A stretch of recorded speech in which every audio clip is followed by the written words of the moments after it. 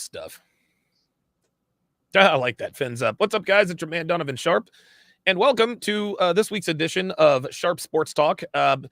It's been a little bit difficult. Let me remove that one. It's been a little bit difficult for me to do sports talk this week, of course, because there we go. Of course, because I've got the trying to plan the CME. I've been nursing an injury, dude. Guys, take a look at my arm, man. Like it looks even worse now. Hold on, let me blow myself up here. Dude, what'd you do? Dude, bowling injury, man. Ow. Yep. Look at that. Dude, honestly, it's not as bad as it looks. It felt this way on Tuesday night, but you know, I'm starting to get flexibility back in my arm. The swelling has gone down, the pain has gone away. But yeah, the doctor said it's going to look worse while it's getting better, it's going to look bad. So I was like, all right, I don't care. I'm not in any beauty contest. Okay, guys. So let's quickly talk about just a couple of things. We'll do a segment here that Miami J suggested that we do, and that was the surprise of week 2. But before we do that, let's talk quickly about Oregon and Colorado. That's why we're doing this at 2:00 today instead of 4:00, because I wanted to see Oregon. I wanted to see Oregon and Colorado. It does not look, man. Love Shedeur Sanders. Love all those guys. But dude, Oregon's got Bo Nix. They're not 21 point favorites for nothing. I'm pulling for Colorado, but I think the primetime magic runs out today. Jay Blaze, what are your thoughts? Who do you want to win? Who do you think is going to win? See, I kind of want the because they're bringing Dion up to the point where they kind of want him to be hated because the mainstream media has basically pushed him so hard. Yep. And I kind of want the train to continue, but so Travis Hunter is out, right? Yeah, he's out. Yeah, they have. I don't think they have a shot. But if they can keep it close and cover, I think that's a win. Yeah, I think that's a win. All right, Miami J, where do you see this? Where do you see Colorado versus Oregon at this point? Yeah, I think if Colorado can keep it close and give Oregon a battle, it's a moral win in their book. But I think this game being in Eugene, I think Oregon's too much for them. I do too. I want to see Dion win. Of course. I would love to see Dion win. I'd love to see him go undefeated and make a fool out of everybody. Boy, that'd be great, wouldn't it? Yeah, it'd be fantastic. But I think Oregon's going to prove too much for them this week. Yeah. I think they're 2 years away from being like competition for those major schools. Yep. Yeah, I agree with you. Yep. I'll tell you this: a couple of quick things. Now is the time to beat Colorado because this is the worst Colorado will be. This team is the worst Colorado will be. There are now recruits calling Colorado, hey, we want to come and play for Coach Prime. Yep. We want to meet WWE superstars and Hollywood actors. We want to meet Kevin Hart. We want to meet The Rock. We want to meet all these NFL Hall of Famers. We want to be a part of that. And so, yeah, now is the time. Now is the time to, if you're going to beat Colorado, you're going to do it now because this is the worst they're going to be. I thought anybody else have something else?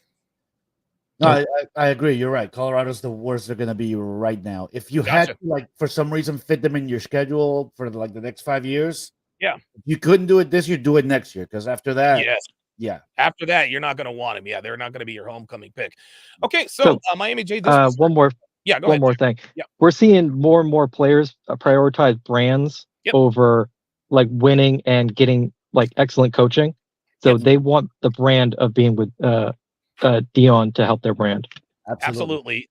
And if Dion were smart, and listen, he clearly has. I think Dion has he has a very underrated coaching staff because think about it this way: 75% of this team, 3 out of 4 players came through the transfer portal. For them to all of a sudden look so coherent and look good against TCU, like they look like they've been playing with each other since they were all I mean, a lot of them probably have been, but to have them being as good as they are this quickly, it's really quite amazing. And I think it's a testament to that coaching staff. as to why they're so good so soon. What are your thoughts, Miami J? I agree. I mean, I don't know. Honestly, sorry, I wasn't listening too much. I was looking No, at that's the box that's score. quite all right. Yeah, I'm actually watching Michigan and Rutgers. Right. Ramon A. Bravo says, I don't see them winning another game this year. You're talking about Colorado? I think you're not. This is, listen, Ramon, if you do know about sports, there's precious little evidence of that. Colorado, I'm going to pull up Colorado's schedule here for a second, because a lot of people just say stuff just to say stuff. Yeah. But Colorado, now the next two games for Colorado are definitely going to be tough. Colorado Buffalo's schedule, because they've got Oregon today at 3:30. Then they host USC next week. But after that, let's see. After that, after USC, they've got Arizona State. That's a win. They've got Stanford. Yep. That's a win. UCLA is going to be tough, but I think they should be able to pull that out. Then they've got Oregon State. That's going to be tough. Arizona. Then they've got Washington State and Utah. So they got a lot of winnable games in there. Yeah, they have a lot of winnable games. It's not an easy schedule, but it's not a cupcake schedule either. No. So Ramon Bravo says he has Warren Sapp now too. I don't know anything about that. So Warren Sapp is doing some. He's coaching some of the players on how to handle like NFL and money and stuff, and how to retire their mothers. Oh, so for the University of Colorado. Yeah, he can't do the 3 a.m. stuff, or he would already be a coach. But if he's going in and like helping them with some techniques and stuff. Wow. Because he's a very smart guy. Jesus Christ. Yeah, definitely. A magnet for talent, bro. Talk about being a magnet for talent. Dude, he's a magnet for, dude, everybody wants to be a part of this thing. It's incredible. It really is incredible. Apollo's in the house. He says, greetings, everyone. Okay, so let's talk about this segment here. I think that this is really cool there by Miami J. So you want to talk about the surprises of the week for week 2 in the NFL season. I'll start with you, man. I've got several surprises, but since you're the one that made this up, let's hear what you've got to say. Well, I was going to suggest, how about for the biggest surprise of the week? And I called them garbage last week. I called them train wreck. How about the Tennessee Titans? Jesus Christ. Unbelievable. I mean, that running game looked good. Tannehill looked like he was a rookie again, running the triple option for a touchdown. Yes. Yeah, right. That offense looked really good against and the Chargers. Staley is the defensive coach. He sucks. Yeah. Oh, yes. Yeah. I mean, their defense obviously has work to do, but to keep up and to beat up the Chargers like they did, that Chargers defense is not it's not a bad defense. No, they're no slouch. They're definitely no slouch. They ran the ball for like 150 yards. Derrick Henry and Spears, they look like a good tandem in the back. Good stuff, man. That to me was the biggest surprise of week 2, and sorry to say, Zach Wilson was not a surprise for me. Man. No. Yeah, gambled. I gambled. I thought Zach Wilson would come through for your boy, but that Cowboys defense is motherfucking hellified. We'll talk about that. Thank you for the win. Yeah, no problem at all. It's you and me in fantasy this week, Donovan. Yeah, you've got the lead. So far. I'm playing dry. Oh, you are? Okay. Your favorite, what is your surprise of the week? Your surprise from week 2, Jay Blaze. What you got? I think the Colts absolutely trouncing the Texans. Yeah. Yep. Because I thought Texans would keep it close, but I guess the Colts just boat raced them. Yeah, man. It was not close. And Anthony Richardson, if I'm not mistaken, I think he might still be in concussion protocol. I saw Minshew had projected 30 points, so I think he's playing. Yeah, very good. Here's a very good question by Apollo. I was going to talk about this later, but let's go ahead now. Does anyone think that Brandon Staley gets fired if they lose to the Vikings? Yeah. It depends upon what the loss looks like. Like Jay Blaze said a little bit earlier, Brandon Staley is a defensive head coach. And if you're a defensive head coach like a Robert Saleh or a Bill Belichick, your defense is supposed to be. Listen, Bill Belichick showed his defensive prowess. He basically bottled up the Eagles for the second half of the game, even though the Eagles lost that game. But yeah, Bill Belichick, the defense is never the weakness on the Patriots. And so it appears, I mean, so if Brandon Staley's the defensive head coach, then what is he doing there? You know what I mean? If their defense is giving up a bunch of stuff. So Miami J, what are your thoughts? Does Staley lose his job if they lose to the Vikings? I don't think he loses it after week 3. I think the conversation starts after week 3 if they lose. Yeah, I think the media really starts, they start saying he's on the hot seat. He starts getting questions about it. And I can see it maybe if they go 0-5, then for sure. If they reach week 5 without a win, absolutely. Okay. Jay Blaze, I think he has until his bye week. And it was the worst thing ever for him to have Kellen Moore, who's an elevated coach. I think he's a little overrated, but having a young coach from that came from the Cowboys. I think he's on the hot seat. And whenever the bye week is, I don't think he should make any plans to stick around if he continues like this. Honestly, I think I'll put it to you this way, I agree more with Miami J in that, I don't know, I think I agree with the both of you. I think if they start out 0-5 or they get to the bye week, I don't know when their bye week is, but if they get to the bye week and they're 2 or 3 games under 500, because there are expectations for the Chargers. The Chargers were expected to be a good football team. They had a 27-point lead. They had a 27-point lead while we were on. Were you at the yacht party, Miami J, or no? No, I was not. Oh my God, dude. So the yacht party happened. So the 27-0 lead happened while we were on the yacht, the Fresh and Fit 1 million yacht party. I get off the yacht and the fucking Chargers had lost. So people expect progress. And if they start off 3-5, 1-6, I think they're gone. But I will say this. If they lose, I'll put it to you this way. If they lose to the Vikings, if it's ugly, if it's 30-0, 35-3, 42-7, I think Brandon Staley definitely gets fired. I think he gets fired. Actually, I was going to bring up another surprise for the season so far, and that is that there's only 2 undefeated teams in the AFC so far, and the Kansas City Chiefs and the Chargers are not it. They're not one of them. Wow. Yeah. That's a very good one. Here's my surprise of the weekend. It's threefold.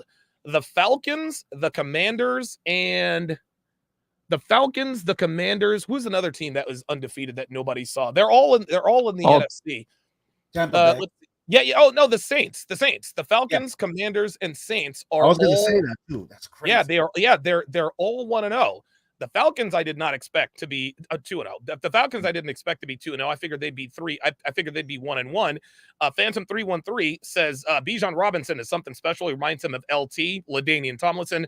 I totally agree. Bijan Robinson, like I said, he's going to be the offensive rookie of the year. At this point, I gotta say I stand corrected. The Buccaneers. That was the third team. It was the Buccaneers.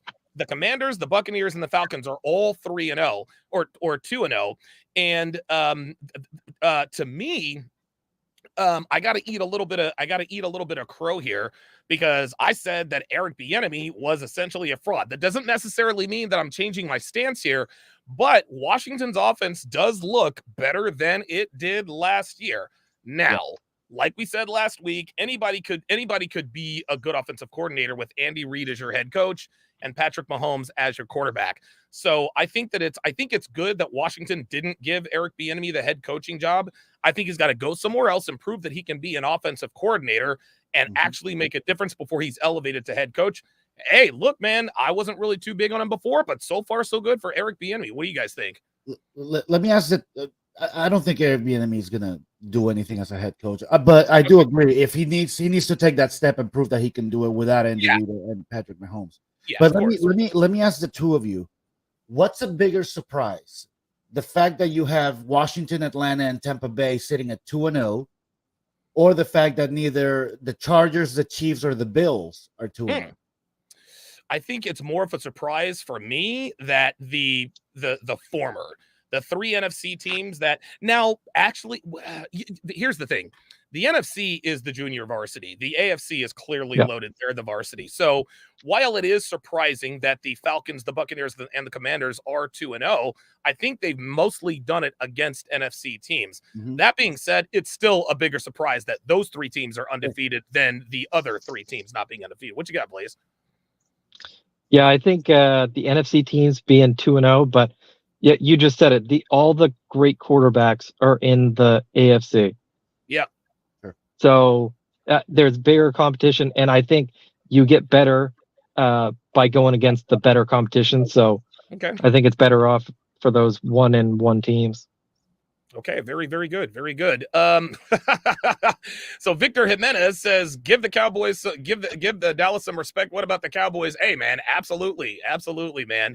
Yeah, the Cowboys. Look, I'm gonna reveal my power rankings a little bit later on. But the Cowboy, their offense to me leaves a lot to be desired. But what is scary about the Cowboys? What's scary about the Cowboys is that Dak now doesn't have to be Superman. Dude, honestly, Dallas's defense, to me, it's given off like 2000 Ravens vibes. The 13 Seahawks. Oh, yes. Those are strong words. Those are there. Listen, I'm not saying they're the 85 Bears, but the 2000 Ravens are, the 2000 Ravens, the 13 Seahawks, maybe the 15 Broncos were also a very good defensive team, or the Tampa Bay team that won the Super Bowl. They won Super Bowl 37. They had Brad Johnson as their quarterback. He wasn't going to win the Super Bowl MVP. I think the Super Bowl MVP was Dexter Jackson. He was a defensive back. Baltimore had Trent Dilfer and Tony Siragusa, rest in peace. Let me think. They were loaded. Ed Reed, Terrell Suggs, all those guys. Ray Lewis, what's that? Siragusa passed away? Yeah, Tony Siragusa's dead, man. Yeah, he passed away earlier this year. Yeah. I didn't hear about that. That sucks. Yeah.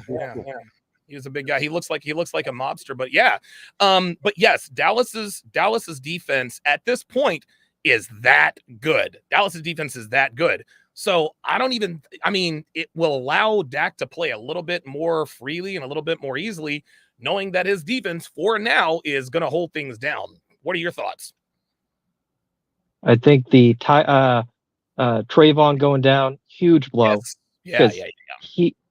He is a ball hawk. He always knows where that ball is. Like some cornerbacks, like I remember one of our old cornerbacks, Byron. He never knew where the ball was, but he was a physical freak. Yeah. Dude, Trayvon, you could stick him at safety, and he'd be an amazing safety too, because he just knows where it is. Look, and I think that Trayvon Diggs is going to be one of those, because he's still very young, and he'll be back with his ACL. I think he's going to be one of these defensive backs who transitions to strong safety or free safety later on in his career because of his instincts, much the way Rod Woodson did. If you guys remember, Rod Woodson played cornerback for the Steelers all those years. He goes to the Ravens, and he was sort of platooning between cornerback and, strong and free safety, because Woodson was always a very big hitter. What do you think, Miami, Jay? Extra Guac in the chat says Dallas got better after Zeke left. Yeah, Dallas got better after Zeke left, but Dak got worse. Yes. Let's face it. You said it right there. Dak doesn't have to be Superman. Nope. He can't be Superman. No. That's the point. He doesn't have that. He doesn't have that capability. Exactly. So it's going to have to be on the back of that defense that Dallas does something special this year. And they're really good, man. God, they're that Dallas defense. So, Don, do you remember the Rams defense when Staley was there, where they'd shift what's the cornerback's name? It's blank. I'm blanking on him, but they shift him everywhere. You talking about Marcus Robertson or he's with the Dolphins now? Oh, Jalen Ramsey. Yeah. He would be a star, so he would like shift around to different safety positions or cornerback positions to throw the offense off. Mm-hmm. Trayvon could be that if you get another good cornerback. And they have him now in Stephon Gilmore. Yeah. Unfortunately, Trayvon Diggs just went down. I think at this point, that's really their Achilles heel, is the fact that Trayvon Diggs is down. I don't know if they're going to go get someone on the free agent market, but you're right. Like Diggs has instincts like an Ed Reed or an Earl Thomas, Budda Baker. Look, Budda Baker, I think, is the best safety in football. I don't think anybody realizes that, but he is absolutely the best safety in football. Trayvon Diggs has more talent than a Budda Baker. That's how good he is. So imagine them shifting Micah around, and then you get a safety that can also cover like a cornerback later, and you're shifting Trayvon and Micah around all the time. Jesus Christ. That is terrifying. Oh my God. I'm going to tell you what, man. Micah Parsons, dude, that dude is going to be he's going to be a problem. I think Micah Parsons he's going to be your first $40 million per year defensive player. He is absolutely worth every penny. He is unstoppable. It doesn't matter where you put him on the field, man. The coolest play of the game last week was when it was like 2 seconds. He sacks Zach Wilson, and then he continues to do like he's a bulldog. I was like, oh my God, this fucking guy is a freak. Yeah, he's going to get Nick Bosa money. Yeah, he is going to, I think they're going to give him 5 years, $200 million. You can just book it right now. It'll be 5 years, $200 million, $150 guaranteed. He's never hurt. I mean, he's good God. Phantom 313 says, I have a quick question. Do you think Justin Fields needs to get traded? Or is he wrong for what he said about the coaching staff? The answer is yes and no. Yes, he definitely needs to be traded, and no, he is not wrong for what he said about the coaching staff. He shouldn't have said it publicly, because you're not supposed to throw your coaching staff under the bus. But this guy's, and you guys can probably think of many other examples. But Justin Fields to the Bears is, to me, the quintessential example of a super talented quarterback going to a bad organization. Deshaun Watson just went to the Browns. That's a terrible organization. They drafted Baker Mayfield, and Baker Mayfield is he's my favorite player in the league. He really, really is my favorite player in the league. Shouldn't have been the number 1 overall pick. The Browns freaked out, and they decided to win the draft to win the draft day. But when you are a good quarterback and you go to a bad situation, it can literally ruin your career. John Elway knew this. That's why he didn't want to go to the Baltimore Colts. Eli Manning knew this. That's why he didn't want to go to the San Diego Chargers. Now even Caleb Williams is like, dude, I'm not trying to go to Arizona. I'll stay at USC for one more year, for another year, make $10 million more in NIL, and then come out the very next year. So, Jay Blaze, what are your thoughts? Do you think this is a Justin Fields problem? Is it a Chicago Bears organizational problem, or is that maybe a combination of both? So you remember on the 6 where EO was talking about the Bears and they brought in independent people to evaluate their team? Yeah. Dude, the Bears, the Cardinals, and the Chargers, because they're so cheap, they could have got Sean Payton. That would have shifted those those losses they had into wins. Yes. And he wanted to coach Justin Herbert. He would have gone to the Chargers if they paid that money. And you got to take that gamble. If you're a team trying to win, you got to do it. You got to take big swings, man. You got to take big swings. But Justin Fields doesn't have a offensive line, and they have a coach that they're not getting the cream of the crop coaching wise. No. But if you stick him with Shane Steichen or there you go, another offensive coordinator that knows how to use running quarterbacks, absolutely, I think he has potential. No, dude, wow, that's a very, you know what? That's a very good point. It takes, like, you have to be a certain, because guys, the quarterback position has changed. Like Aaron, it's interesting. I remember, and I'll let Miami J go after this, and we'll talk about the Ravens here shortly. But I remember when Aaron Rodgers went down, the narrative was kind of, Aaron Rodgers is kind of the last great classic drop back quarterback. I mean, yeah, we still have Matthew Stafford in the league, and he'll probably be a Hall of Famer. He does have a Super Bowl, but dude, the avatar for the prototypical NFL quarterback is at USC and Caleb Williams. He's a guy who can run and a guy who can throw. And if you are not mobile, oh wow, what a pass by JJ McCarthy. Jesus. If you can't run, if you can't move as a quarterback, you're not going to make it in today's NFL. At least that's my opinion. What do you think, Miami J? Do you think, I think the Shane Steichens of the world, the running quarterback, gurus of the world, I think they're going to be the new sought out head coaches. What are your thoughts? Yeah, I agree with that 100%. That, like you said, the quarterback position has changed. And, the prototypical quarterback now is shorter, can run really fast, and has a cannon for an arm. I think probably Russell Wilson was probably the first of that crop of new quarterbacks. Now, first off, I thought Zach Wilson was your favorite player. I was a little confused there. And about Justin Fields, it's interesting because there's three parties here, right? There's Justin Fields, there's the coaching staff, and there's the organization. Right. Justin Fields has to know there's going to be consequences for that. Yeah. For what he said. Yeah. The coaching staff's job is actually to look past it and field the best team on the field. Put the best team on the field. Justin Fields said what he said, whatever. The organization's job is to protect the coaching staff. So yes, they need to trade him, and they will trade him. I do think they will. I'll go one step further before I go to Jay Blaze. I think it's the front office's job is to protect the coaching staff. Mm-hmm. The coaching staff's job is to protect the players. Sure. And that's not happening on any level. That's what happened with Justin Fields. Yeah, dude, Brett Roquemore says the Browns and Bears might be the worst organizations in the NFL. I would put them in there along with the Cardinals, man. But, like, by the way, they're not very good.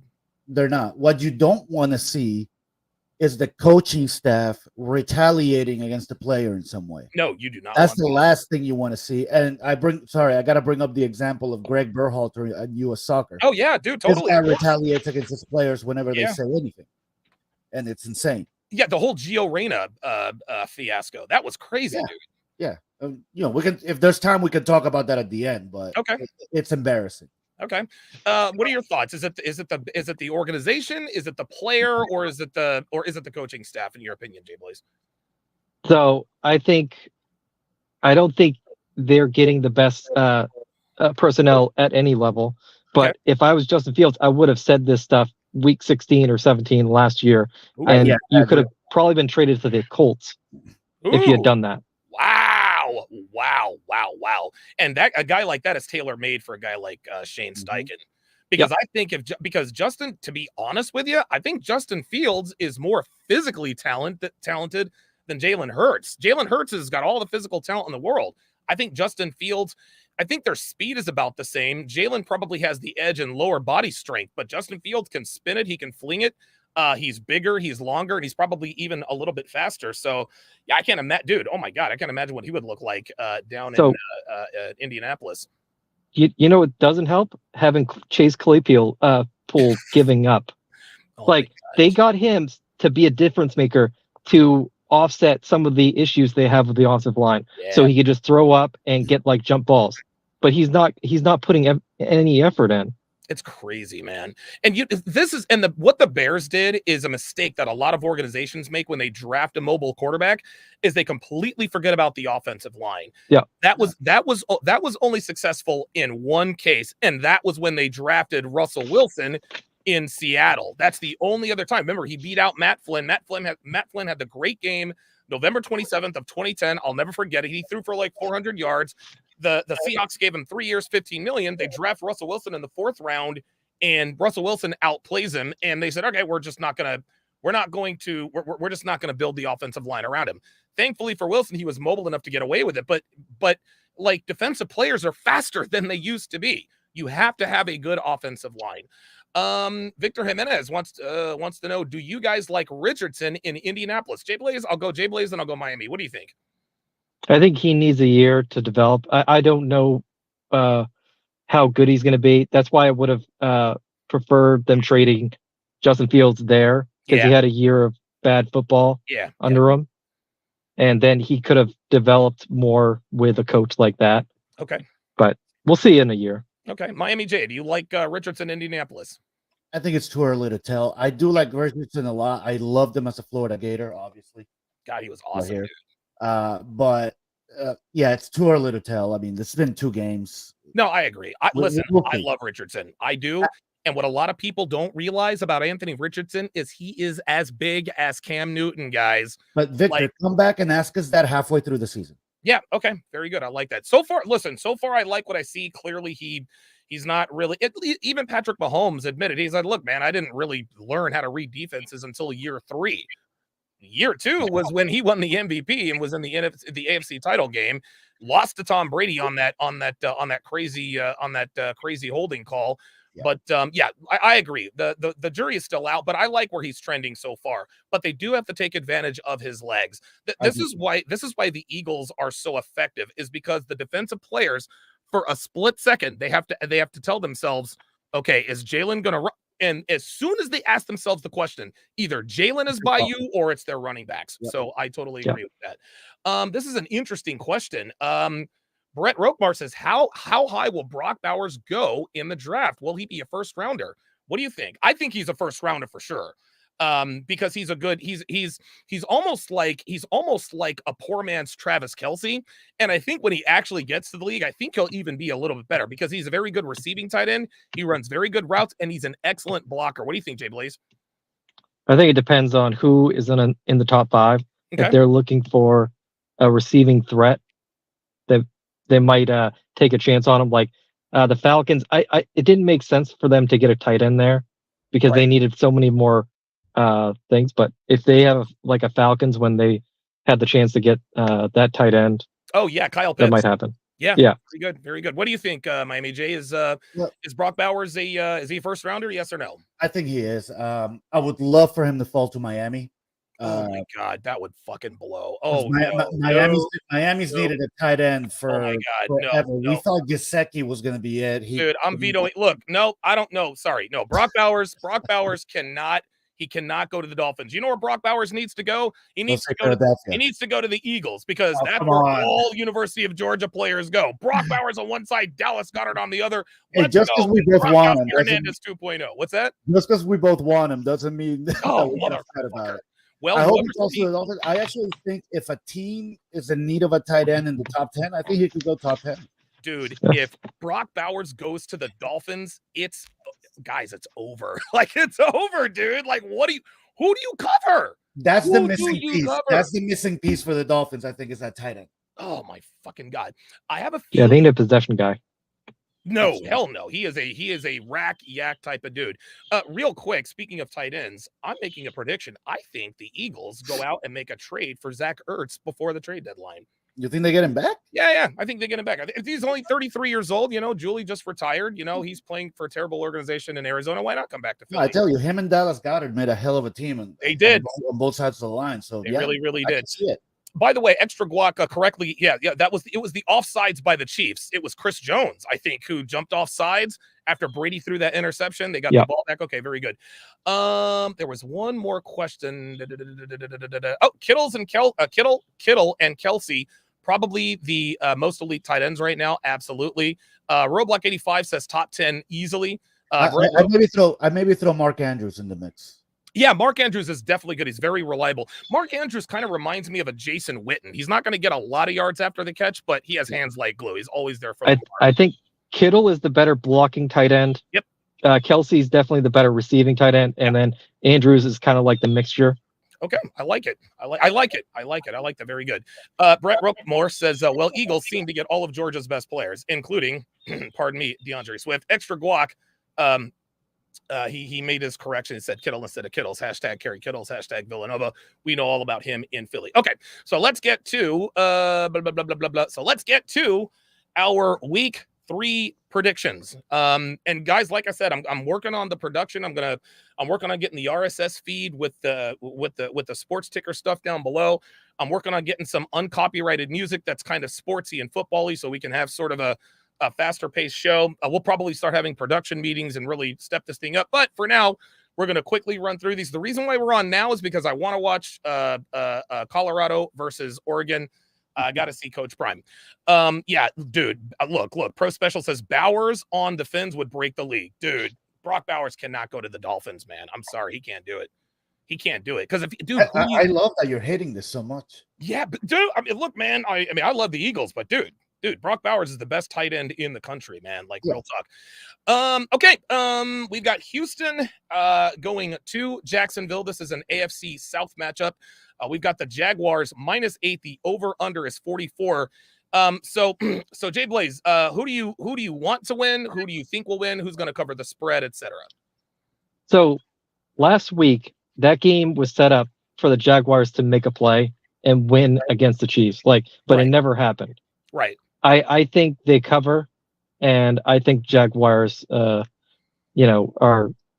just pissed off that they didn't win last week. I think they cover. Okay, so they win and they cover. You taking the over or under on the 44 points? I am going to take. I think I'll take the over. Okay, very good. Because the Texans gave up a lot of points to Richardson, right? Yes, they did. And Trevor Lawrence is a much better developed quarterback than. Yeah. But by the same token, Anthony Richardson, nobody has any tape on him yet. So that might be the reason why the Texans struggled with him. Yeah. What do you think, Miami J? Who wins this game? Who covers? And are you taking the over, under, or under? I would actually take the under in this game. I think Jacksonville wins, but I don't think they cover. Okay. All right. Very good. I actually agree with Jay Blaze. I think Jacksonville wins, and I think they cover the 8. But I'm going to go with Miami. I'm going to take the under. I'm going to take the under 44. I think the Jaguars cover. I think they win something like 27-10. I can easily see this game finishing 17-13. Yeah, exactly, absolutely. Next match up. Why is it not changing? That doesn't make any sense. Mm-hmm. Hey, I'm sorry about that, guys. Okay, you got it on slides or what? No. It's share this tab instead. Oh, look at that. Oh, there we go. Oh, gotcha. Okay, so the next game, the New Orleans Saints going into Lambeau Field. Green Bay is a 1-point favorite over under at 42.5. Jay Blaze, how do you see this one shaping up? I'm kind of surprised the Saints aren't the favorites, but if it was at the Saints, I think they would be 2-point favorites. But I see the Saints. I think Derek Carr, that was the ugliest game I've seen that Monday night. I think he bounces back and has a big game. Okay. And I'm hoping so for my fantasy. Okay, yeah, right. Over under 42.5. I think I'm going to take the over. Okay, excellent. Miami J, what do you see? What do you got? I agree with Jay Blaze. I think New Orleans wins this. I think I'll take the over as well. But mind you, while New Orleans is 2-0, I think they miss Alvin Kamara. Ooh. Yeah. They cannot wait till he comes back, and I cannot wait till he comes back because he's on my fantasy team. So. Okay, excellent. Yeah. You know what? I'm gonna take the Saints. I'm gonna take the Saints to cover and win outright. I think they're probably a better overall football team. The Packers have the coaching advantage. I think Matt LaFleur has much more experience than a Dennis Allen, at least offensively. But that being said, I think the Saints go down to Green Bay or go up to Green Bay, and I think they win outright, which means they cover. And I'm going to take the over. I think there are going to be some points. I think there are going to be a lot of points scored in this particular matchup. So we agree. We all took New Orleans, and we all agree. Yeah, we all agree. We all agree with New Orleans. This is an interesting game. The Falcons and the Lions. The Falcons are 3-point dogs. I'm gonna take the Lions to win and cover. The Lions are grumpy right now. They just came off of a very controversial loss. They should have won that. Game. Aiden Hutchinson was clearly being held on his way to the quarterback. They didn't call it. Geno Smith throws the game-winning touchdown pass to Tyler Lockett. I think the Lions are going to be grumpy. I think they slow down the running attack of the Atlanta Falcons, but I'm taking the under. So I'm going to take the Lions to win and cover, but I'm going to take the under. What do you got, Jay Blaze? Lions have played the better teams. I'm going to take the Lions to cover, and I'm going to take the under too. Okay, very good. Same thing. All right, Miami J, what you got? So this is a weird game for me because I honestly have no idea who's going to win, but it's one of the 4 games that I have money on this week. So if I had to give it to somebody, I give it to the Lions covering because -3 is pretty much a 50-50 shot. Yeah. I give it to the Lions just because they're at home, and I actually have money on the under. Okay. Oh, good. Yeah, I think if I'm not mistaken, you guys can correct me if I'm wrong. I think the home team automatically gets 3 points. Yeah. So if you're a 3-point underdog at home, that means you'd be a 6-point underdog on the road, right? You're right. And as a general rule, if you guys aren't into betting or you're trying to get into it, as a general rule, any line under 3. Yeah, Vegas pretty much has no fucking clue. It's a pickup game. Yeah, it's a pickup. Yeah. Game. No, I agree. I totally agree. Jay Blaze, what do you have on this one? I already said. Oh, my bad. I lost track. Sorry about that. All right, let's go to. Oops, that's not what I wanted to do. Sorry about that. Wait, there was actually another question. While I get this, hang on a second. This is actually a very good question. Brett Roquemore. Wow, he asks very good questions. Who is the worst team in the NFL and why is it Arizona? Miami J, who is the worst team in football? Arizona. Yeah, I mean, they're just horrible. I said it last week. That organization needs to be revamped from the top down. All the coaching staff's got to go. Most of the players got to go somewhere else. They got to start trading people now for draft picks. I don't know who the GM is, but he's not doing a good job at all. No. So, yeah, I mean, Arizona, I think, be careful if they go winless. Jesus Christ. Jay Blaze, what are your thoughts? I think it's Arizona, and if you're Caleb Williams, you can't go to Arizona. You cannot do that. Nope. But I think the Bears are a runner-up because they at least Arizona's been somewhat like competitive in the first week, right? Yep. And they had a huge lead over the Giants, so they're being competitive at least. But the Bears, they're not even competitive. They're not close. That's an interesting point. If you look at it actually long term, Arizona has been mildly successful in recent years. If you look at the Bears, they haven't done anything since the Urlacher days. That was 20 years ago. Yeah, right. So, right. Yeah, if you look at it long term, it might be Chicago. Maybe a very close runner-up.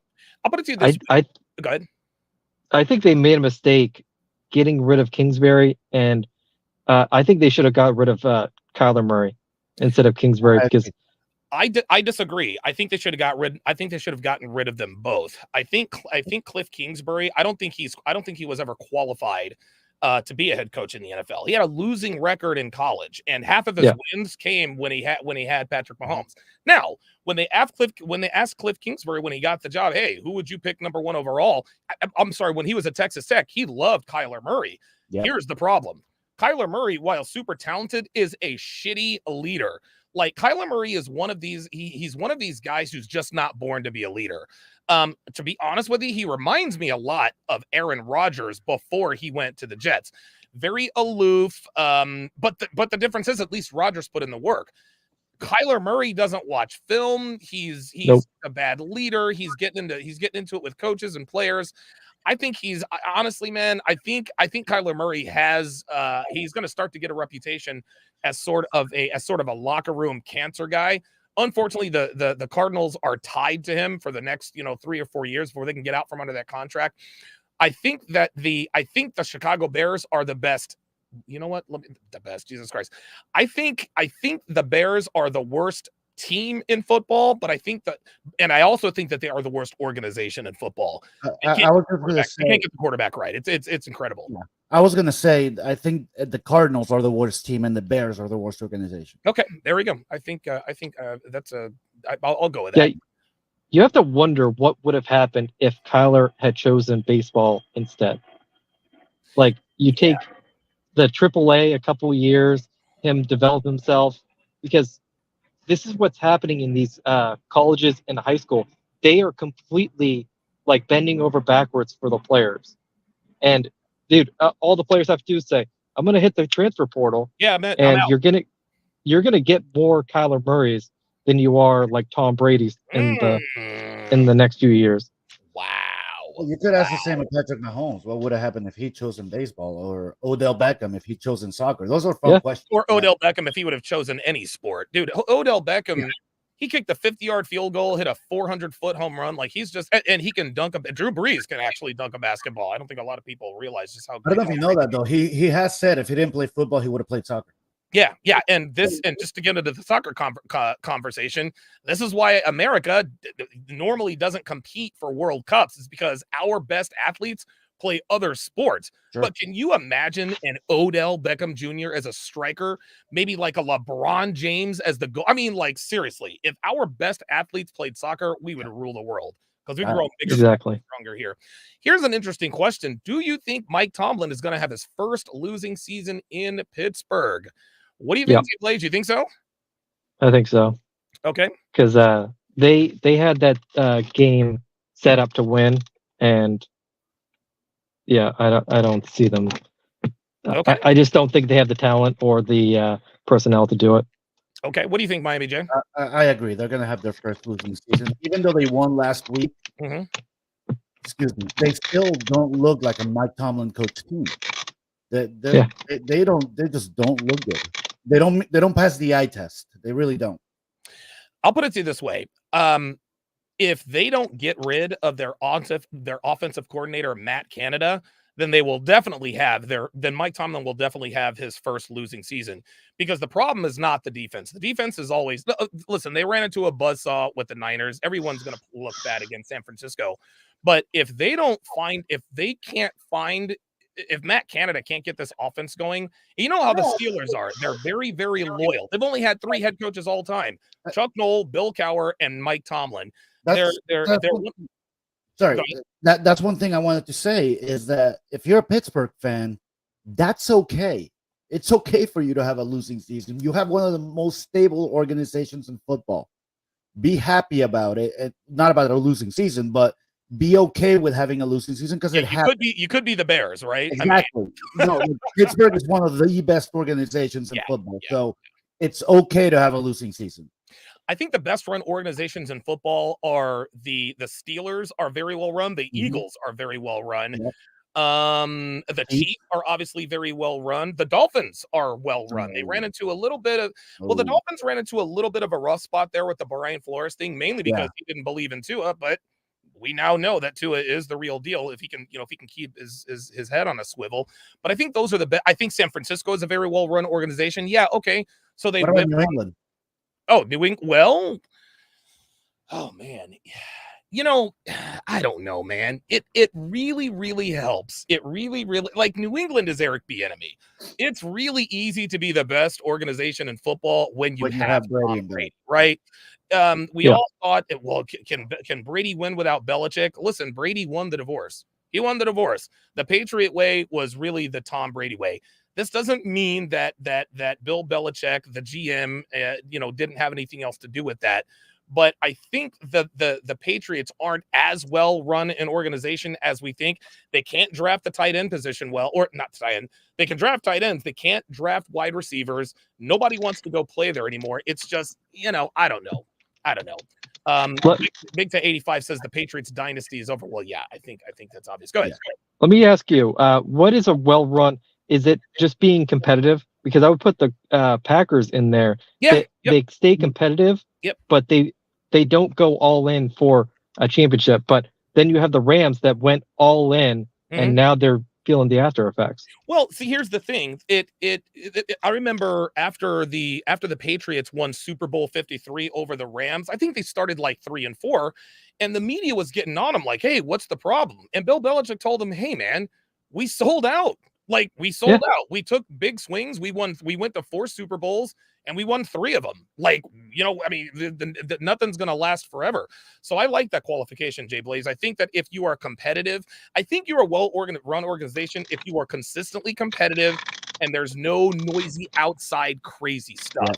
The Colts are not a very good run organization. The coolest thing about the Arizona Cardinals organization was Cliff Kingsbury's cool house. That was the coolest thing about the entire Arizona experience, was that cool ass house and the babes he always has. Other than that, they really seem desperate, like the Cleveland Browns or the Chicago Bears. So that's what I'll do. Arizona seemed to really go downhill after Larry Fitzgerald left. Yeah, they did, man. Yeah. They did. I think he was a stabilizing influence. Stabilizing force, absolutely. But I would actually throw the Ravens into the well-run organizations. I think consistency year after year. Yes, absolutely. The Ravens are definitely a well-run organization. Yeah, John, dude. See, well-run organizations, they don't switch coaches a lot. John Harbaugh's been there forever. He's been there forever. Mike Tomlin's been there forever. I don't like all of the turnover. Even the Green Bay Packers. They fire Mike McCarthy. They bring in Matt LaFleur. Matt LaFleur wins 13 games and 12 games. Aaron Rodgers leaves, and they're still a competitive team. Yep. They still have a very good defense in Green Bay. So I agree. I think a badly run organization is an organization that makes bad characters. They make bad personnel picks based on characters, and they don't admit they have a bust. There's nothing wrong with whiffing on a quarterback. There is definitely something wrong with whiffing on a quarterback and not admitting it. The 49ers says, "Hey, we whiffed on Trey Lance. We're going to eat that. We're going to wear that. We're going to get him up out of here." But now you got the New York Jets, who are also not a very well-run organization.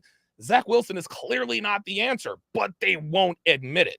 You know what I mean? As long as you can admit that you whiffed at quarterback, then I don't think you'll be crucified by your fans. But that's the way. That's the way. I think a red flag for a badly run organization is when you bring in a new head coach and you don't give him at least 3 years. Yes. To actually implement something and get something going. Yeah. I think when you bring in the head coach and then you fire him the next offseason, and you bring in the next one, fire him 2 seasons later, Yeah, that's a bad. Yeah, that's not a good organization. Yeah, like the Cleveland. Can I compare it to one thing? Yeah. I would compare it to the scarcity mindset of a young man. Okay. Because you had the Cardinals. They were so scarce for a quarterback. They overpaid the quarterback they had, who was constantly injured. And if you were the Chiefs team or like a well-run team, I don't think they pay Kyler Murray. I think they trade him at his highest market value, and then they get a draft pick from it. No, I totally agree. Here's an interesting one. Go ahead. Sorry, here's an interesting question, and I'm sorry if we need to get back to these games. No. Yeah. This is what it's about. Like us picking these games as just the conduit. Right now, we're building the brick, so it's all good. Would you characterize as a well-run organization? Would you put the Dallas Cowboys in there? Oh my God, that is This is the issue I have with the Cowboys. Okay, what you got? Jerry treats that like a family business. Oh, I know, doesn't he? It's like a dictatorship. It's almost not an organization. It's just a dictatorship. Yeah. So he keeps bringing in. Oh, go ahead. Because I think he keeps bringing in the personality he knows. So there's no creative ideas that come into that building. You had remember the Hard Knocks? They had Leon Lett, which I did like seeing Leon Lett as the defensive line. Leon Lett. Yeah, but they keep bringing in the same people and cycling it in. So they don't bring in any new ideas. Like Mike McCarthy, there's no new ideas with him. No. This is why I loved who the Bills, the Giants brought in, that Bills head coach. He was bringing in fresh new ideas. Yeah. Like you get a head coach that is like up and coming, that can throw some stuff against the wall. But Jerry doesn't want that. He wants to treat it like a family business. He wants yes men all around him. Does anybody really think that anybody's challenging Jerry Jones's authority? No. The only maybe his sons. Now maybe his sons. 10 years ago, Stephen Jones couldn't tell Jerry nothing. But dude, I remember. I forget what year this is. I want to say this is 2014, the NFL draft. This is when Johnny Manziel was coming out. The Dallas Cowboys had the 5th overall pick, and everyone was like, "Is Jerry Jones gonna fucking do it? Is he actually going to draft Johnny Manziel?" And we were making jokes like, dude, if the Dallas Cowboys don't draft Johnny Manziel, they probably tied Jerry up. They probably bagged him, gagged him, and put him in a closet somewhere so he doesn't make the call. But I think Stephen Jones has a lot more say. Jerry's clearly the big bag. But Phantom 313 says that's why Bill Parcells left. It's also why Jimmy Johnson left. Yep. Jimmy Johnson left because Jerry Jones wanted to take all the credit for winning the Super Bowls. Like, he bought the team. Okay, he fires Tom Landry, but it was the great trade robbery that they turned Herschel Walker into Michael Irvin, Troy Aikman, and Emmitt Smith, and then they built this dynasty. But Jerry Jones wanted to be front and center. He wanted to be making calls and all this other kind of stuff, and that really chases people away. And Mike McCarthy is not that dude. Jason Garrett is not that dude, and that's why they're always flirting between mediocrity and greatness, is because they just don't have that extra something to get over to the top. Go ahead, Blake. Do you remember who they drafted that year? I think Jadeveon Clowney was the number 1 overall pick. Didn't they? I know. It wasn't Jalen Smith, was it? It was Zach Martin. Oh, it was Zach Martin. Okay, because I'm thinking Jalen Smith, Leighton Vander Esch. Okay, good pick. I remember Troy Aikman documentary on NFL Network, and so they got the coach. What was his name after Jimmy Johnson? They picked out of the 100 coaches they could select. They chose the 101. They selected Troy Aikman's old head coach. Yeah, Barry Switzer. Yeah, Barry Switzer. Yeah. He lost the fire. Like, Troy Aikman looked at him. He's like, "Listen, coach, you don't have it anymore. Like, you don't have that fire in you, but I do." Like, I guess Michael Irvin came to practice late, like completely hungover, and with a couple of the teammates, and Troy's like fuming, and he's like, and the coach is like, what do you want me to do about this? He's like, "No, you keep Michael Irvin, but you cut that guy, and that guy, and that guy, and you create a fear in the locker room." Yes, that this shit is not acceptable. He didn't do anything.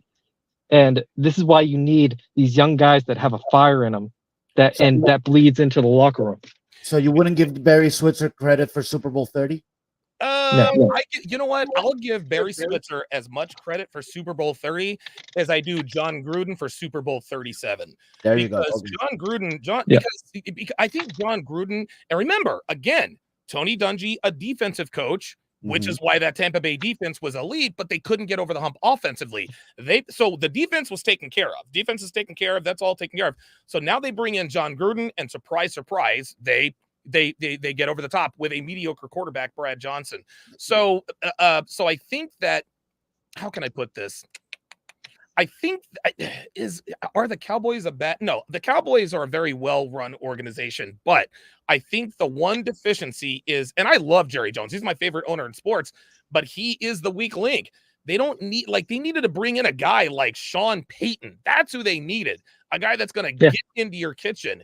Mike McCarthy is a Super Bowl winning coach, but let's face it, the reason why they won that Super Bowl is because Aaron Rodgers went on this run. That's not to take anything away from Mike McCarthy, but I don't think the world respects him as a head coach. Now, that being said, he's won 24 games in 2 years, and they've started 2-0, so I guess they're doing something right. Quick thing about John Gruden, I think he probably should get full credit for that Super Bowl. And I'll tell you why. Yes, it was probably Tony Dungy's team, but you got to remember that some other no-name coach took John Gruden's Raiders to the Super Bowl, and they played against them. Bill Callahan. Yeah, that guy. Yeah, it was Bill Callahan. Yep, that's true. If John Gruden had been in charge of the Raiders, they would have won the Super Bowl. Okay. Yeah. He just happened to be the coach of the other team. Okay, I'll buy that. Yeah, Pro Special says they picked the Hall of Famer. They picked the Hall of Famer, Zach Martin. All right, let's get back to these picks. All right, Baltimore and Indianapolis. So it's going to be the Ravens -8. I don't know. I'm fairly certain Anthony Richardson is still in the concussion protocol. But whether or not Anthony Richardson plays, I still think the Ravens cover. I think the Ravens win. I don't think they cover, and I'm going to take the under. Where are you at on this, Blaze? See, I'm looking down on the Ravens all the time. So, hey, I'm going to go. They cover, and I'm going to say over. Oh, wow. Okay, so it's going to be a blowout. You got Miami, Jane. I'm actually going to say they don't cover, and I'm going to take the over. I actually think this might be a game for Richardson to step up and show us something. Okay, very good. I think maybe it's going to be a very close game. Okay, very good. My power rankings are coming up. Okay, so here we go. Oh, this is actually a pretty good. This is interesting. The Tennessee Titans are 3.5-point underdogs at Cleveland. I got the Titans. I have the Titans going into Cleveland.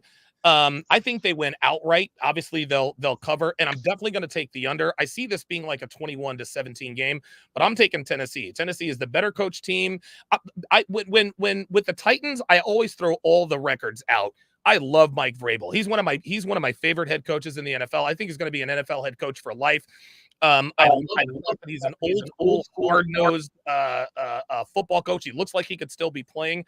I'll take Tennessee on the road to win outright, but I don't think it's going to be a very high-scoring game. What you got, Blaze? So the Browns. Did you hear about the Deshaun burner account? Oh God, yes, I did. So I have no respect for Deshaun Watson. I think he took too much time off from the lawsuits and stuff. Yeah. I don't think he might never get to the level he was before that. Yeah. And because it's not like riding a bike, you need to continue your craft. This is why Kyler Murray will never be an elite quarterback. Right. You gotta work at your craft every single day. So I'm gonna take the Titans. And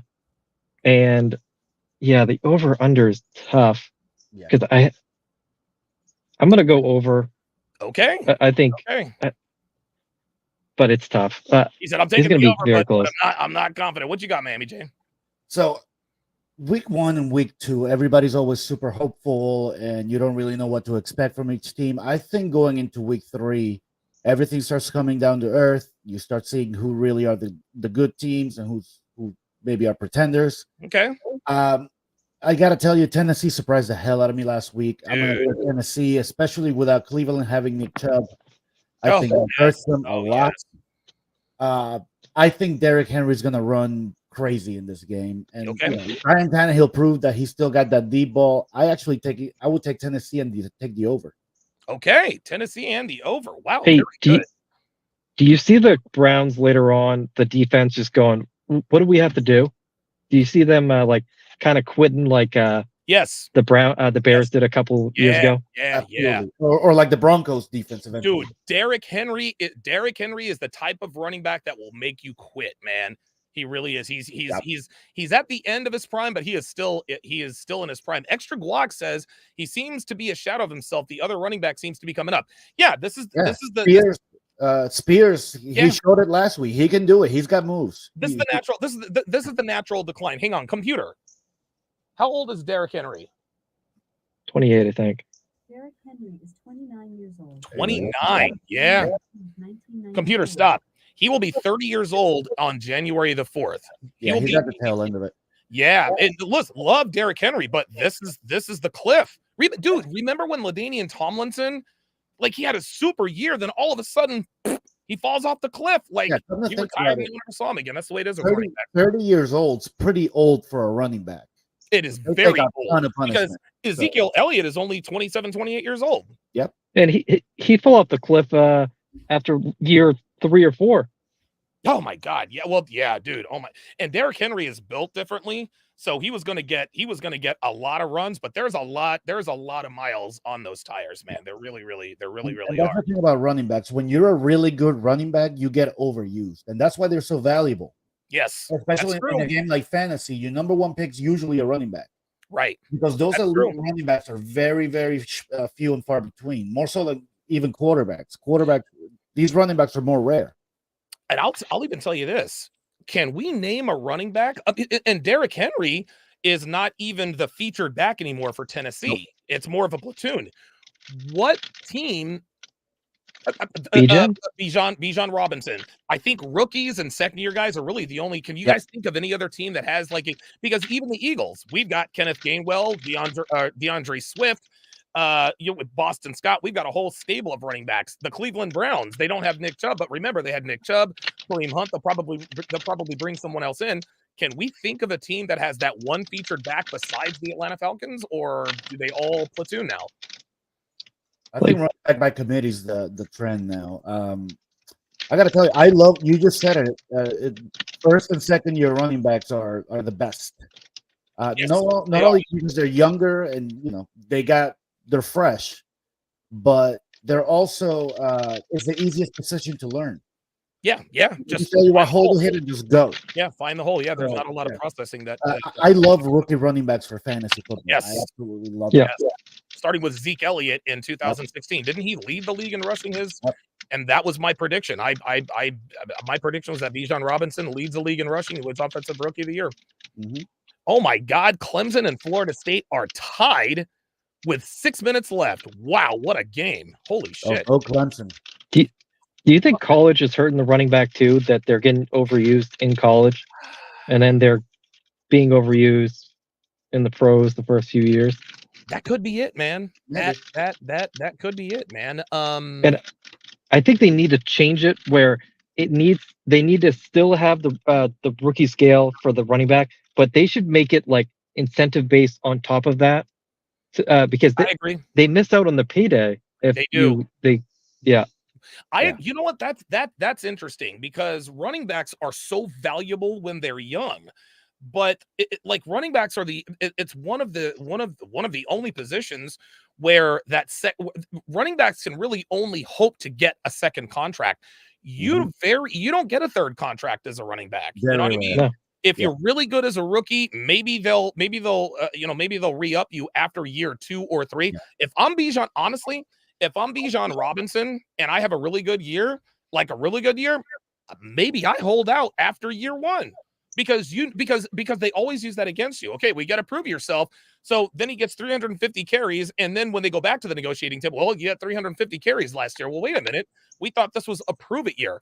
And I agree with Jay Blaze. I think there definitely needs to be incentives, especially with running back contracts, because that position gets the most injuries, and they are one of the most important players on the field. So that's and what really hurts the running back, you had Todd Gurley and Zeke Elliott. Those were horrible contracts. Yes. And they never got the Never got value out of him. They got 1 year out of Todd Gurley. They got 1 year out of him. They shipped him off in the second year. It's unbelievable. He's still out in the league. It goes beyond Todd Gurley and Zeke. Think about guys that are still playing. Kareem Hunt. Remember his rookie year? Dude, with the Chiefs? Oh my God, dude.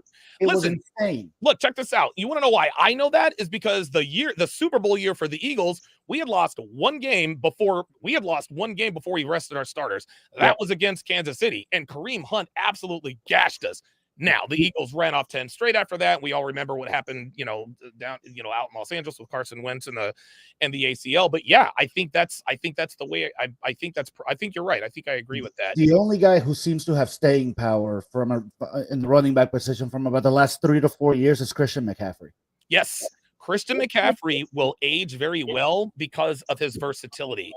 LaDainian Tomlinson, I think, played until he was 32.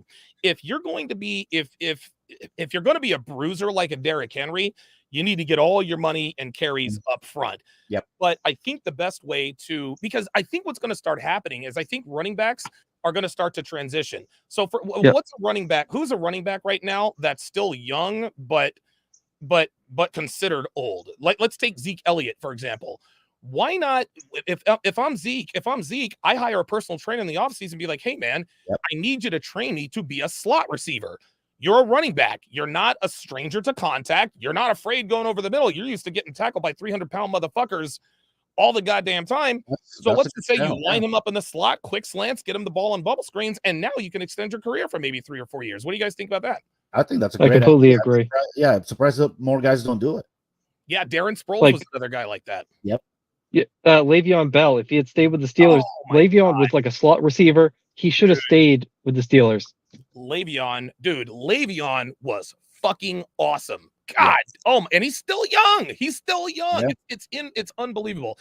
I think running backs coming out of college, I think they need to bulk up, maybe if they get that second contract, but then when they get to be 27, 28, or 29, like a Derrick Henry, I don't know. Honestly, maybe Derrick Henry lines up as tight end. Like, I'm telling you right now, man, I really do believe that running backs need to start transitioning to other positions. I think that that's the way to extend the running back career, because nobody takes more punishment on the team than the running back.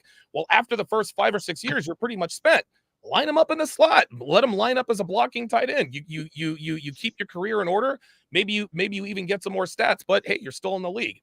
Yeah, not only does it extend the running back's career, make it better for them, but it creates more competition at those positions, which makes everybody better. Right. Sean Alexander was another one. He was kind of a one-hit wonder, according to Extra Guac. John Loaded Locks Henry says not every running back can catch. That's exactly right. Those are the running backs that find themselves way out of the league. But if you are a college running back, you've got to learn to catch the ball out of the backfield. We know you can run, but you're really going to get your value when you catch the ball out of the backfield. That's how you get that big contract. That's why Christian McCaffrey is the highest paid running back in the league, because he does both very well. All right, let's talk about the Los Angeles Chargers going into Minnesota. They are 1-point favorites, which means this is pretty much a pick 'em game. The over-under here is 54. This is a tough one for me to call. I think both teams need this game. They're both 0-2.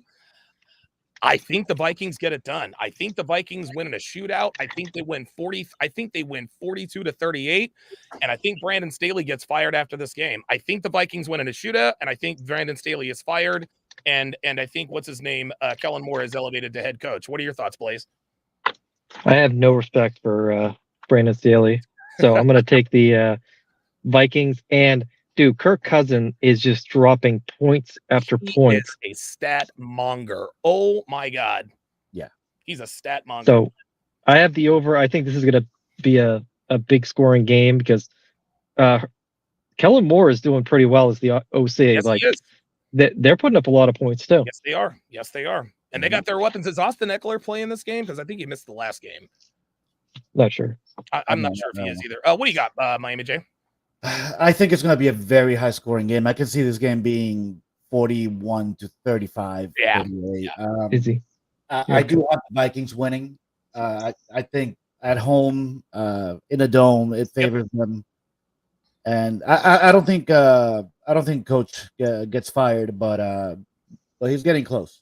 No, I agree. Look, if he doesn't get fired, that seat is definitely going to warm up, to be sure. Absolutely. It's going to be the buy. At the very least, it's going to be the buy. I think, you know what? I think I'm probably more aligned with that. I'll put it to you this way. Let me change this up. If they get blown out, then I think Staley's definitely gone. If they lose in a shootout, then I think the clock is definitely ticking. Can we all agree on that? Necessarily if they get blown out. If the team quits on him, there we go. If he loses the locker room, there we go. There it is. I think that's the nail in the coffin. That's the nail in the coffin.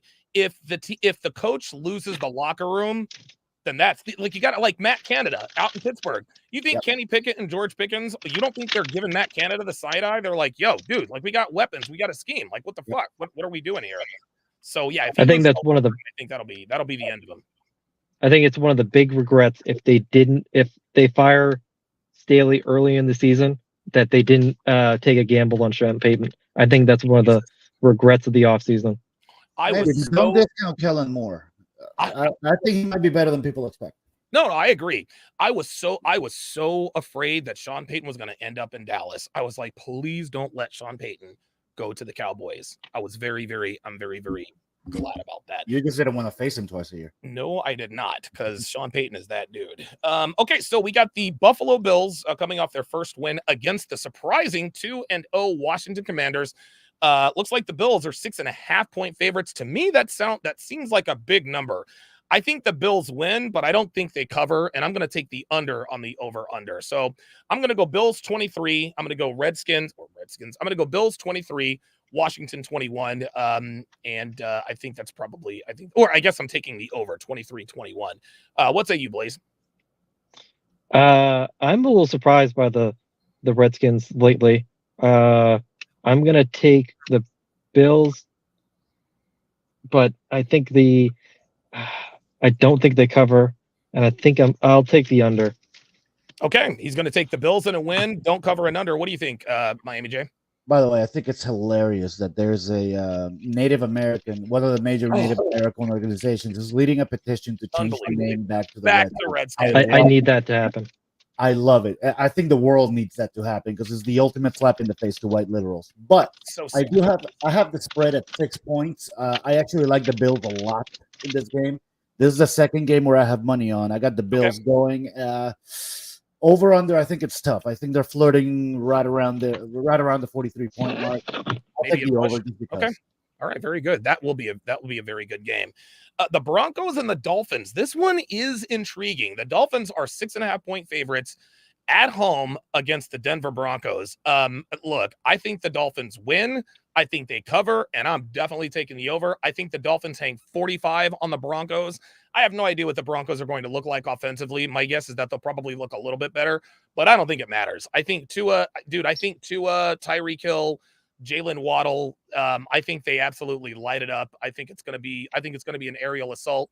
I'm going 45-20 or 48-24. What do you got, Blaze? I'm going to take the Dolphins. Yeah, I do think they cover, and I'm going to take the over. Until Russell shows me something, I can't respect him. Okay, very good. Miami J, what you got? I agree with that take on Russell. I was hoping this will be the year that Russell Wilson comes back, but he hasn't shown it yet. I think Miami does win. The over/under, or whether they cover the spread or not, is going to depend on whether or not Jalen Waddle plays, because he still hasn't come out of concussion protocol. Yeah. I think questionable. I hope he is, because I have him in my fantasy team, but I hope he's ready. If he does play, I think the Dolphins cover the spread and the over gets overtaken easily. Okay, very good. Extra Glock says Josh Allen seems discombobulated since he lost Dayball. That's because he is. Brian Dayball took Daniel Jones and the Giants to the playoffs. He was clearly the X factor in Buffalo. I think there was a clear regression with Josh Allen.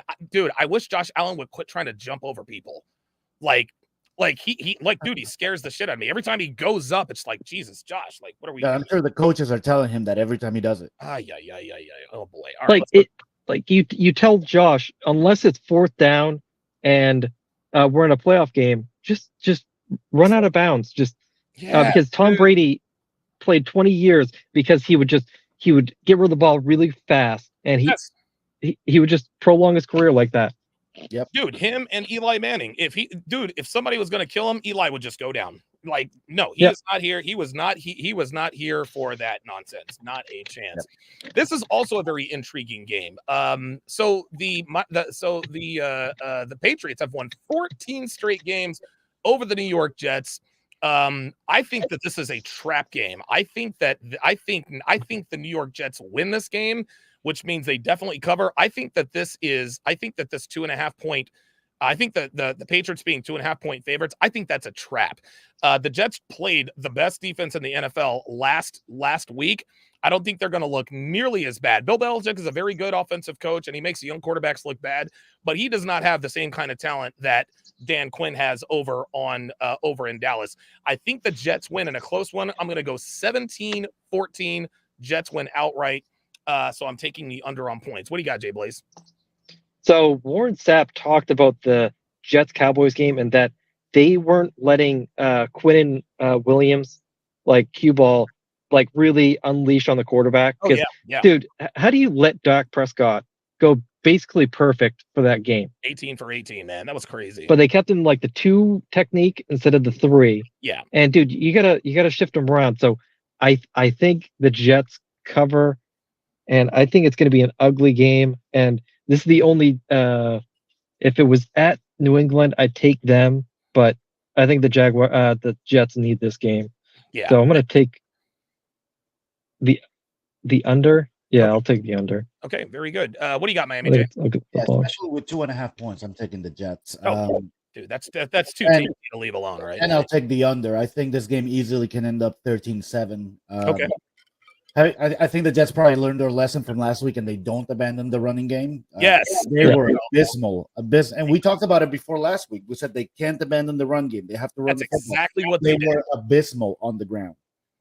They can't do that this week. They need to go in there and just pound the football and make it a slow game, control the clock, and win by low score. Extra Glock sees this as 13-10. I wouldn't be surprised if New England wins this game 13-10. I think it could be 13-10 either way. We all know that more games are lost in the NFL than games are won. But I think nobody expects New England to do anything. The Jets still have some expectations. I think they need this game more than the Patriots do, so I think they win outright, and I'm taking the under. This is also a very interesting game. So the Seahawks coming off of their first loss of the season, coming off their first win of the season, they go up to Detroit to get the overtime win against the Detroit Lions. They are 5.5 point favorites against the Carolina Panthers. The over-under is 22. Jay Blaze, who do you have in this one? And are you taking the over-under? The Panthers game was such an ugly game. Oh my God. Bryce Young, I think he's going to be good, but he's not there yet. No. He needs a year under him. Yep. I'm going to take Seattle. I think they're getting solid QB play out of Geno. Yep. I think they cover, and I'm going to take the under. Okay. All right. Very good. Going to take the under. What do you got, Miami J? Sorry, I meant to say before the New England Jets game. That's the 3rd out of 4 games that I have money on. Oh, okay, very good. And so I got the Jets on that. On the next game, I think Seattle wins it. I think they cover. And I agree with Blaze. I'm taking the under. Okay. I don't think Carolina's ready for prime time, and Seattle has just enough experience to get this one out. Yeah, listen, we're 3 for 3. I agree. I'm taking the under. I think the Seahawks win this game 21-10. I think they cover. I think they're just a better football team. Look, we all wanted to know if Geno Smith was a one-hit wonder, and that was a really cool story last year. Mm-hmm. I remember we all expected the Broncos to go in and dump truck the Seahawks. Russell Wilson and the Broncos, a better team, and Geno and the boys, they handled the motherfucking Broncos. I think Seattle, and I have them in the playoffs this year. They're probably one of the dark horse teams that no one is paying attention to. And they've got that 3-headed monster wide receiver with Tyler Lockett, DK Metcalf, and Jackson Smith and Jigma. You've got Kenneth Walker in the back. Of course, Geno Smith is 33 years old. He's still a young guy. I got Seattle in this game. I think they cover, and I'm definitely taking the under. Know what? I think you might be right. I haven't really thought too much about playoff position, but I look up and down the NFC, and who the hell are your wildcard teams? Seattle could very well squeeze in there. Absolutely. Seattle's in there. I'm telling you, man. I'm telling you. And, dude, Baker is showing, too, that it takes a few years for some QBs to get their feet under them. Right. And that's the same thing with Geno. Like, there you go. they tried to get Geno into the Giants early, but he got because they were replacing Eli, that fell through. Yeah. So we'll see. And remember, Geno was drafted by the Jets. And if I'm not mistaken, I think Rex Ryan, a defensive head coach, was the coach there. Look, man, if you have the last defensive head coach who cultivated a Super Bowl winning quarterback is Bill Belichick. If you are a good quarterback coming out of college, you want to go to a team who has an offensive head coach. Because if you don't, how many, like, think of how many quarterbacks the Jets have had. Sam Darnold, Chad Pennington, Mark Sanchez, Geno Smith, none of them panned out. And they were all awesome in college. You can't tell me that they couldn't coach up one of these four guys to at least be halfway decent. No, man, I think there's a problem. And listen, the Jets made some good trades and they brought in Aaron Rodgers, but they are one of the worst run organizations in football for a reason. We all saw Hard Knocks, and we all, we liked Aaron Rodgers and Zach Wilson sort of having this revival or this renaissance, but let's not lose sight on the fact that the Jets up until this year are not a very well-run organization. And I think that Geno Smith writing in Seattle, I think that's a testament to the stability of Seattle. And yeah, Baker Mayfield, of course, he's doing well in Tampa. He had 6 coaches in 6 years or what a crazy number that was in Cleveland. So yeah, when you get to a stable-ish organization like Tampa Bay, you are going to thrive. Just thinking real quick about the the Geno Smith in the New York in the Giants organization. It's very, very hard, especially if you're a young quarterback, to come in and replace a Hall of Fame quarterback. Of course. It's the only guy that I can think of, and I'm sitting here trying to think back, who probably did it most successfully was Andrew Luck. Well, there was Aaron Rodgers too. Yeah, okay, yeah, Aaron Rodgers and Andrew Luck. Yeah. But other than that, I mean, nobody else. It's really, really hard. That's why Mac Jones is probably not going to succeed in New England. I think Mac Jones is not going to succeed in New England because Bill Belichick is his head coach. The expectations when you replace a guy like Tom Brady are so sky high from the fans that it's really hard to internalize that as a rookie. It really is. It's even harder to internalize that as a rookie when you have a defensive head coach calling your offensive plays. Yeah. Dude, I think, and here's the thing. Mac Jones was being talked about as the 49ers. They selected Trey Lance over Mac Jones. Tell me that the 49ers would not go back and draft Mac Jones over Trey Lance. Right? Oh, yeah, they would. Absolutely. Right? If Mac Jones fits their offense perfectly. And to get back to that, you had Josh Allen, who was developed. So his coach is a defensive coach, but because Brian Daboll brought him up, he left. There you go. This is why you need an offensive head coach, because the head coach will stay around if the quarterback is good. Dude, I totally agree. You need look, I'm all for giving defensive head coaches a chance, but if you are a defensive head coach, you need to bring in an offensive guru. You handle the defense, you let the offensive guy handle the offense, because clearly defensive head coaches are inept at developing offensive quarterbacks. It looks like, wow, Clemson and Florida State are tied. Holy shit. Yeah, Mac Jones would tear it up in San Fran. All right. I don't think there's any I don't think anybody's going to be surprised with this pick. Chicago going into Kansas City. Listen, Kansas City 12.5 point favorites. Over under is 48. I think Chicago scores a bunch of points late because it's already in hand, but I've got Kansas City winning this game. Jesus Christ. What are we? I mean, I don't know. 42 to 14, man. Kansas City is absolutely going to boat race this team. Chicago's a bad organization. They have no idea what they're doing. Your thoughts, please. I see an over and KC boat racing them. Yep. Okay. Very good. What you got? Yeah, I absolutely agree. This is actually the 4th out of 4 games that I have money on. I actually have the spread at 13, and I still think the Chiefs cover that. Oh, you took the point, so you swallowed the points. Okay, yeah, I don't think there's no doubt about that. Here's another 12.5 point spread. We've got the Cowboys going in to play the. He can't even walk on that. Going in to play the Arizona Cardinals. Again, I think now, you know what? I'm going to take the Cowboys to win. I'm going to take the under. And I think the Cardinals. I don't think the Cowboys cover. I think, and the Cardinals are better defensively than I think a lot of people give them credit for. We know that defense is going to get after Josh. What is his last name? I forgot what his last name is, but he's Josh Dobbs. Josh Dobbs. I think He they're looks going like an alien. DeMarcus Lawrence is going to get his. Micah Parsons is going to get his. But remember, this is the first game they're going to play without Trayvon Diggs. So this game might be a little closer than we think. Dallas is still the better team. I think they still go on the road, but they win by 10 rather than 12 and a half. And I think I'm going to take the under on the 43. What do you got, Blaze? So the Cardinals have been keeping it close. I think the players are playing for their next team. Mm-hmm. I think they want to put good film on tape.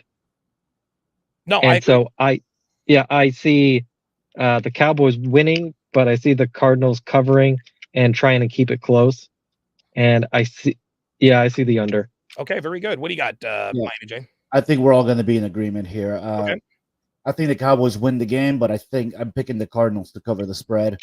I like the under, and that's all you can really say about here. I can see this game finishing, honestly, 10-13. Yeah. 10-17. Yeah. I think I don't think they get close to the over. No, I don't think they get close either. These are always very interesting comments. The 2002 UGA would boat race the Bears. That is unequivocally false. No, they would not. If the Chicago Bears were to play the 2022 Georgia Bulldogs, the Chicago Bears would score 75 points. You could take the 73 Buccaneers and put them against the Crimson Tide. There is such a disparity in talent between college and the pros. You see, everybody in the NFL can play. There are 2 or 3 guys on every college team on each side of the football that might be able to make an NFL roster. So while it's fun to maybe think about that, Georgia was very, very good last year, and they definitely dump trucked TCU, but TCU ain't. Look, man, I'll tell you what, Max Duggan is not Justin Fields. Like, Justin Fields is that dude. They would never sanction this, but if the Bears were ever to play the 2002 Georgia Bulldogs, that game would not be close. I think the Bears would win that game very, very easily. Yes, and Clemson and Florida State are now going to overtime. How about that? This is a very interesting game. We've got the Steelers going into Las Vegas. They are 2.5-point underdogs. This is very interesting, and I think this has a lot to do with their lack of offensive creativity. I'm going to pick the Steelers to go into Vegas and win, but I don't think they cover. I think they win this game by 1, maybe 2 points. I think the Raiders keep it close, and I'm taking the under. What do you think, Jay Blaze? So the Raiders, I was disappointed that they didn't cover last week. I can't get a feel for their team. Like, I just don't see him as a competent coach, McDaniels. Okay. I'm going to take the Steelers to cover the 2.5. The Raiders, I still see them winning by the skin of their teeth. Okay. And I'll take the over. Okay. I think some cheap points will get. That's mighty close to say the Steelers are going to cover, but the Raiders are going to win with 2.5. By the way, Donovan, if the Steelers win, they automatically cover. Just I hate to correct you on that, but if the Steelers win, yes, of course they cover because got it. Okay, yeah, you're right. I'd feel better if it was 3. Yeah, I would too. I would feel much better if it was 3. Yeah, I agree with you. To me, this is one of those games that's really, really hard to pick. It's a 50-50 shot. I like the over. Touch it. I actually no, me neither. But I actually like the over. So I actually like the over. I think this is one of those games that can get out of control and get absolutely crazy. But I wouldn't bet on this game. I'll take the Raiders just because they're at home. Apollo says I might get banned with my pick in the Bucks-Eagles game. Hint, it's not the Eagles. Oh, man. And right on cue, we've got the Philadelphia Eagles at -5 going down to Tampa and the surprising 2-0 Buccaneers. Baker Mayfield is playing some of the best football in his career. Tampa's defense, listen, man, Tampa's got some weapons, man. They still got Mike Evans. They've still got Chris Godwin. Baker Mayfield is playing very, very well. I think the Eagles, I don't think the Eagles quite, I think we sort of figured it out in the second half last week against Minnesota. DeAndre Swift ran roughshod over that defense. We're going to have him. Yeah, Florida State just scored. We're going to have him. We're going to have Kenneth Gainwell. We're going to have our full complement of running backs. I think this is going to be a good game. I don't think this is going to be a blowout. I've got the Eagles winning this one 24-14. I think we cover, but I think it's close early, but I think the Eagles pull away. I think they win the game 24. You know what? I'm going to go 24-17. I think we win by a touchdown. What say you, Jay Blaze? Who are the Eagles playing next week? I'm just curious if there's going to be a trap game. Oh, that's a very good question. I don't think it's a very good team. Eagles schedule. I think it might be the Jets. Yeah. Oh no. No. Okay. So yeah, we have the Commanders at home after this game. So we're not looking ahead to the Commanders. That is still a 2-0 Commanders team. It is still a 2-0 Commanders team. I see the Buccaneers covering. Ooh. Because I think Baker's playing out of his mind right now. Dude, it's crazy. Crazy. I'm gonna go the over. I think it's gonna be high 20s. Okay. Mid to high 20s. That'll be fun. That'll be a lot of fun. That would be cool if the game were to go over. What do you think, Miami J? I actually think this game is has the potential to be a very high scoring game. Okay. I have the Eagles winning it, but not covering. I think the Eagles win it in a last second field goal. Oh wow. Okay, so Eagles by over the Buccaneers. I do think Devontae Smith goes crazy in this game. I have the over. I can see this game ending 35-30. 35-30. Yeah. Okay. Gotcha. Yeah. I like 35-32.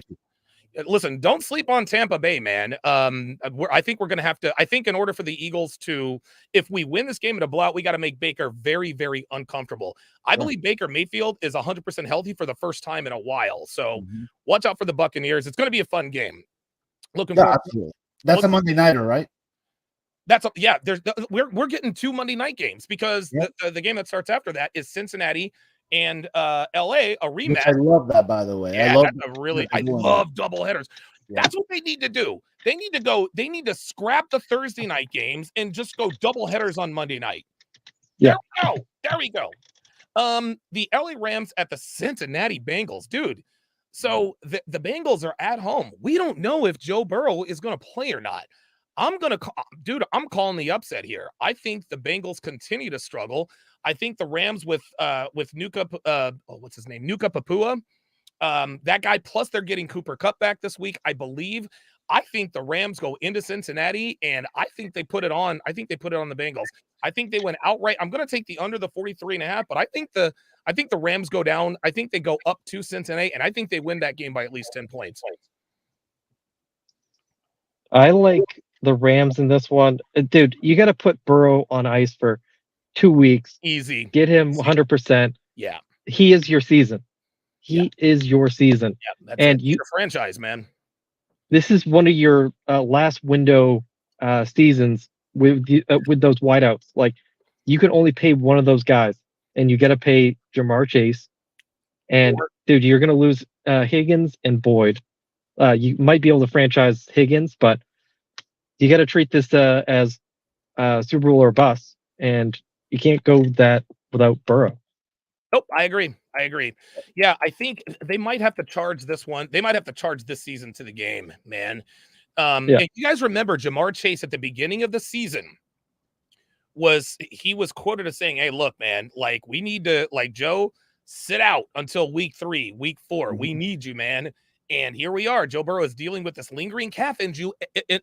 And oh, by the way, guys, if you're dealing with calf issues, that makes your Achilles tendon more susceptible to injury. We saw it happen to Kevin Durant a few years ago in the playoffs against the Toronto Raptors. If Joe Burrow is not careful, if he does not allow that calf to heal properly, he could really be setting himself up for injury. Can I say one more thing? Yeah, go ahead. I think they made a mistake not getting like an Andy Dalton to come back. Yes. Because he could have you could have sat Burrow and had a stable veteran starter that could have won a couple of these. The Rams aren't a great team, but and Andy Dalton could have won against the Rams. I totally agree. Yeah. Andy Dalton a lot of people don't remember. Andy Dalton led the Bengals to 6 straight playoff appearances, man. So he is not a bad quarterback. How do you see this playing out, Miami J? I like the Rams on this one, especially without Joe Burrow. But you guys are absolutely right about the Bengals. Look, if Joe Burrow, if he continues to sit out and they charge this season to the game, the key thing is for them to not freaking panic and start trading players, thinking they're going like that. They have a great organization right now. Yeah, they have a really good team right now. They need to not freak out. If you have to chuck it to the game, whatever, let it go. Prepare for next season, but don't freak out about it. No, I agree. Start trading everybody. No, I agree. They're going to have to sign Jamar Chase. T. Higgins, they're going to have to make a choice between T. Higgins and Tyler Boyd, but Jamar Chase is definitely the next one that's going to be up. Yes, extra guacs. Yes, this is the rematch of Super Bowl 56, if I'm not mistaken, where the LA Rams beat the Cincinnati Bengals. This is just interesting. I have the schedule up for week 3, and it gives you the ticket prices. Yeah. Freaking Jacksonville, you can get a ticket for $28, but then Las Vegas, the cheapest ticket is $405. Fuck. That's because they're playing the Steelers. It is, but the disparity is insane. And you would think a team like Kansas City would be really expensive to get into. You can get a ticket for $89. Well, this is Kansas City. I mean, it's like like you have to think about like where you are. If you're in like a high tax state, it is going to be a little different. But yeah, you're right. That is a big disparity. But everybody says that Dallas Cowboys are America's team. No, America's team is the Pittsburgh Steelers. The Pittsburgh Steelers fans travel better than any other fan base in the NFL. So that is true. And you have to consider the Raiders. The casinos are buying up tickets to give to their that's true. That's a very good their point. whales. Yep, that's a very good. Yeah. Oh, dude, 100%. Yeah, exactly. Yeah, the whales are the guys that come in and they gamble. They comp a bunch of rooms too. All right. Finally, these are my week 2 power rankings. These are my week 2 power rankings. At number 10, I've got the Washington Commanders. They are shockingly 2-0. At number 9, I've got the 2-0 New Orleans Saints. They haven't looked good, but they're still 2-0. I kept Jacksonville in the top 10 because, of course, they did play very well against Kansas City. Number 7, I've got the Buffalo Bills. I moved them up because they did get into the win column. I think they're better than what their record says. That loss to the Jets was a little bit of a fluke. Kansas City, I dropped back to 6 because they did struggle with Jacksonville. I kind of have Kansas City in the same in the same category as the Eagles. We're 2-0. We're where we're supposed to be, but we don't quite look the same as we did last year. That's why I dropped them to 6. Number 5 is Baltimore. Look, man, dude, John Harbaugh's got those boys humming. Yeah, J.K. Dobbins is out for the year. But, dude, Lamar Jackson wins 77% of games he starts. That hasn't changed. Number 4, I moved the Eagles up to number 4. Just like Apollo said last week, there is something to be said about winning. Number 3, I've got the Miami Dolphins. That offense is unstoppable. Number 2, I've got the Dallas Cowboys. That defense is unstoppable. Number 1, the San Francisco 49ers. I think they are probably they're the most balanced team in football. The second most balanced team in football is probably the Eagles. I think the Eagles are sort of like a poor man San Francisco 49ers. The Eagles have a good offense and a good defense, but they're not playing at the level they were last year. So those are my power rankings. Jay Blaze, agreements, disagreements, where you move anything? What are your thoughts here? I think if the Lions had pulled the game out last week, they should have got the 10 spot. Yep, I agree. But hey, a win. The Redskins are 2-0, so I don't hate that. No, it's a solid list. Yeah, it's a solid list. This is a very good question. Who is a better linebacking combination? Patrick Willis and Navarro Bowman, or Fred Warner and Dre Greenlaw? I'm going to go with Willis and Bowman, but the disparity is not wide. Because, dude, Fred Warner and Dre Greenlaw, those are some bad motherfuckers, man. Those are some bad motherfuckers, dude. I remember, and a lot of people thought Navarro Bowman was a better linebacker than Patrick Willis. Miami J, what are your thoughts about these rankings? So, I agree with actually, no, I don't. I would actually have Tennessee at 10. Okay. I would maybe switch the Dolphins and the Cowboys. Okay. And but I would put Tennessee at 10, but you can't argue with the 2-0 record, right? Yeah, you're right. I don't know if I'd have Buffalo that high. I would maybe put the Saints and the Jacksonville Jaguars above them. Okay. All right. But other than that, other than the 4 or 5 changes I just listed, it's a great list. Good stuff. Very good, man. Holy smokes, we didn't even have any topics to cover, and we still did an hour and a half. Dude, great as usual. We're gonna be right back here on Monday. Because I thought I was going to Miami on Wednesday, but I don't think I am, because Fresh and Fit, they're moving their studio next week. So I'm going to have to push that trip back. We'll see. Maybe I'll come down. Maybe I won't. I don't know. Yeah, I'm about to go and watch Oregon blow out the Colorado Buffaloes. I hope that doesn't happen, but I'm still pulling for them.